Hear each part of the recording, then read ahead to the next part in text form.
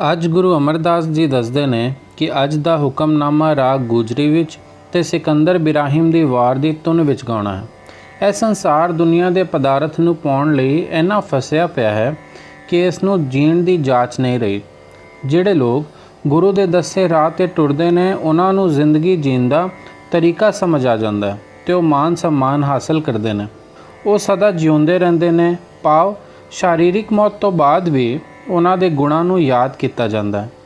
ਰੱਬ ਦੀ ਕਿਰਪਾ ਨਾਲ ਉਹਨਾਂ ਦੇ ਅੰਦਰ ਸਹਿਜ ਆ ਜਾਂਦਾ ਹੈ। ਫਿਰ ਉਹਨਾਂ ਦਾ ਮਨ ਸੰਸਾਰਿਕ ਪਦਾਰਥਾਂ ਉੱਤੇ ਨਹੀਂ ਡੋਲਦਾ। ਮਾਇਆ ਦੇ ਪਿੱਛੇ ਟੁਰਨ ਵਾਲੇ ਲੋਕ ਹਮੇਸ਼ਾ ਡੋਲਦੇ ਨੇ ਤੇ ਆਪਣੇ ਆਪ ਨੂੰ ਖਤਮ ਕਰਦੇ ਨੇ। ਉਹ ਕਦੀ ਵੀ ਮਾਇਆ ਦੇ ਨੀਂਦ ਵਿੱਚੋਂ ਨਹੀਂ ਜਾਗਦੇ। ਆਪਣੇ ਮਨ ਦੇ ਪਿੱਛੇ ਤੁਰਨ ਵਾਲੇ ਲੋਕ ਗੁਰੂ ਦੇ ਸ਼ਬਦ ਨਹੀਂ ਵਿਚਾਰਦੇ ਤੇ ਨਾ ਹੀ ਨਾਮ ਜਪਦੇ ਨੇ। ਉਹਨਾਂ ਨੂੰ ਰੱਬ ਦਾ ਨਾਮ ਨਸੀਬ ਨਹੀਂ ਹੁੰਦਾ। ਉਹ ਆਪਣਾ ਜਨਮ ਵਿਅਰਥ ਹੀ ਗਵਾ ਦਿੰਦੇ ਨੇ